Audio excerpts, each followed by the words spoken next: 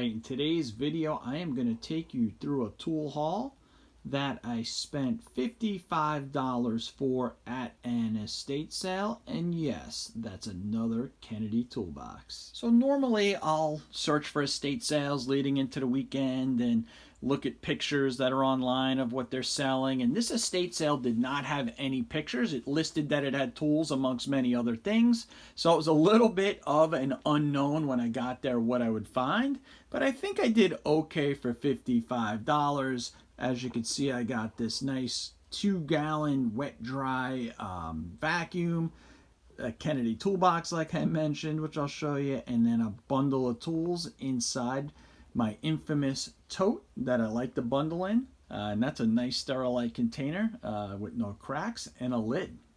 So let's get it laid out and see what I got. So before I lay out my infamous bundling tote, I just want to show you this nice yardstick. I liked it because it has these metal ends on it.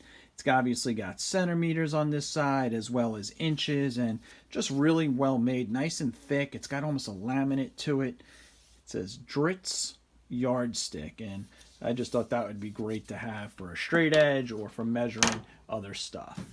So for you guys that watch my channel, you know I have this new affinity for Kennedy toolboxes, and this is a little bit different than their traditional machinist or that cantilever toolbox that I recently got. This is more of what I would call a homeowner's just general use regular toolbox, but that being said, it is actually pretty well made.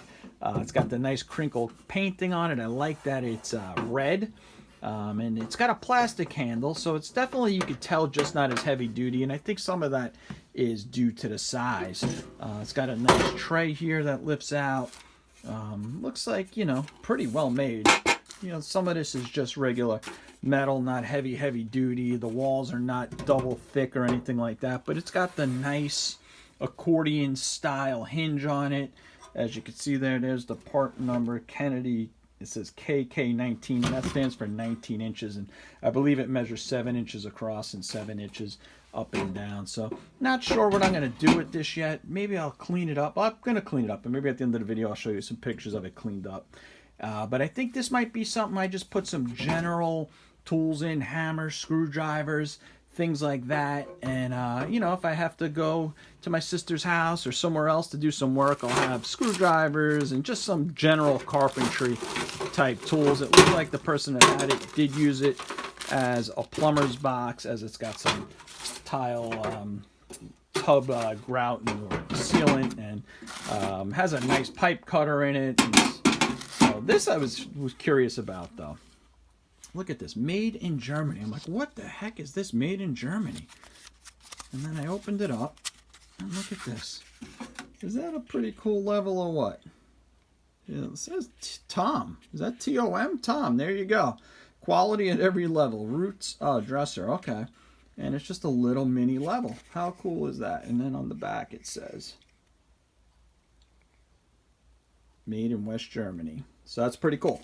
All right, let's keep moving along. All right, got everything dumped out here. First item I want to share with you is this diamond 11-inch wrench, and I thought this was just so cool. First of all, it's never been used if you look at the marks on it.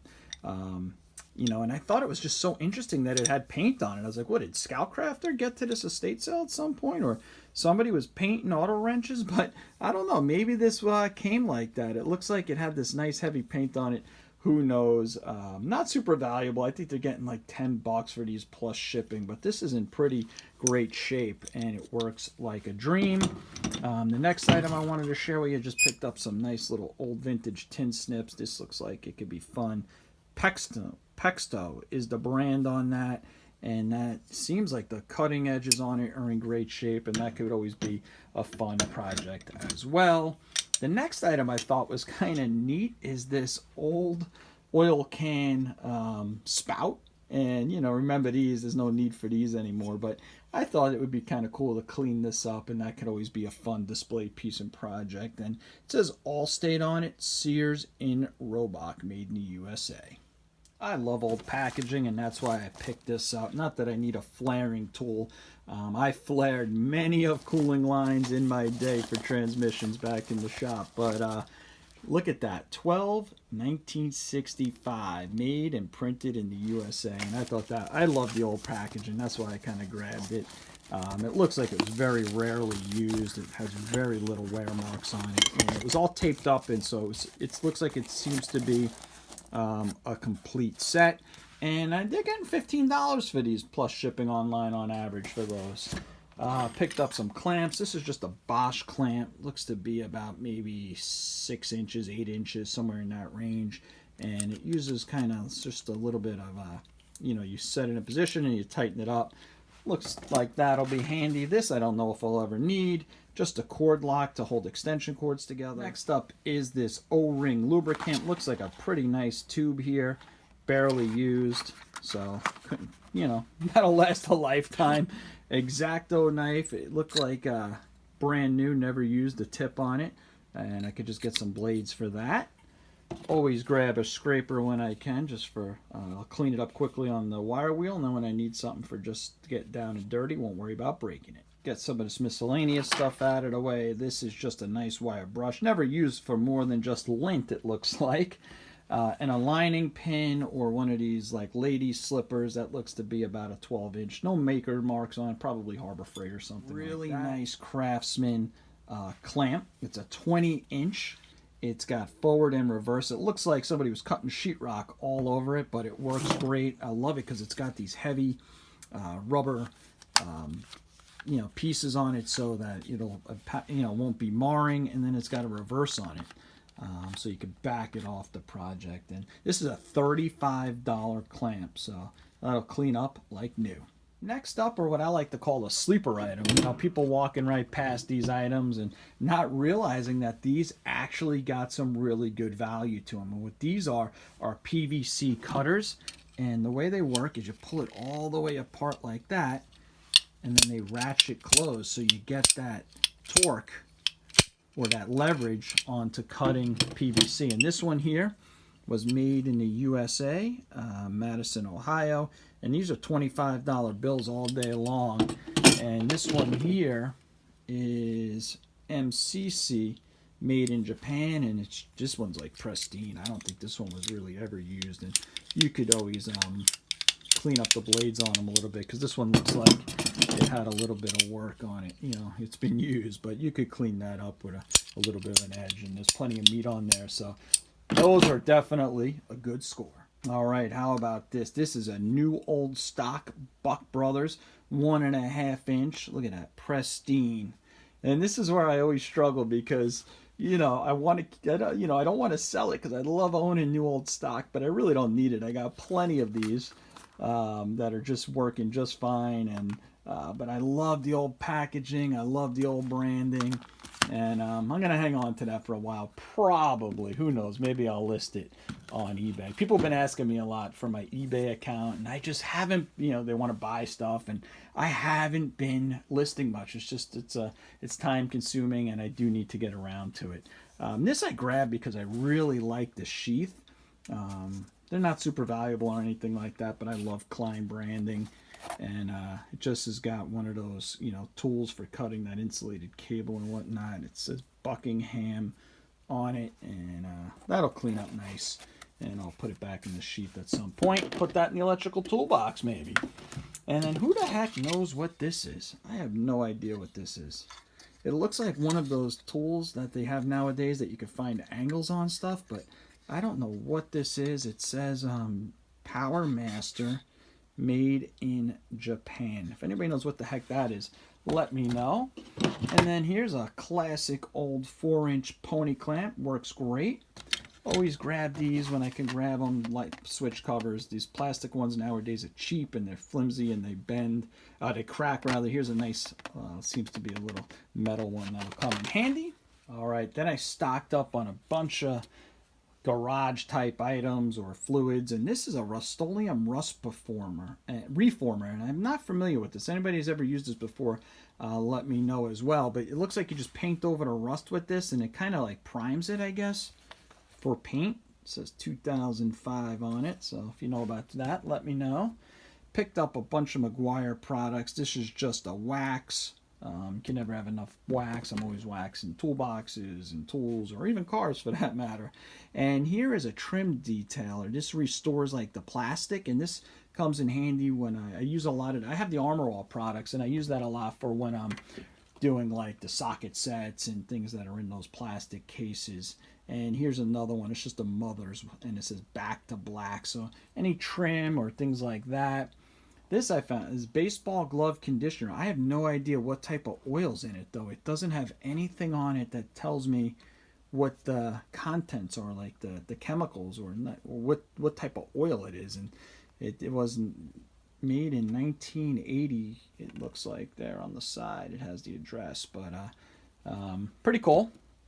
And I love these. This one's 3/4 of the way full, which is great. And you know, Scoutcraft told me these spouts are just fantastic because you get the exact drip, and he's so right. You can never have enough of these old 3-in-1s. This is for firearms. It's Birchwood's Casey Polarized Sheath Rust Preventative, but I figured maybe it would work for tools. It's a displacement for moisturizer. It lubricates. It penetrates. You know, for my firearms, I've always used like the Hops products, or you know, Remington has a lot of the stuff as well. So I'm not sure. I've never used that one before. Here's just an organizer I thought was pretty cool to do, you know, hey, I'll be able to throw nuts, bolts in there, things like that. Here is just an empty, rigid case, but it's a nice size.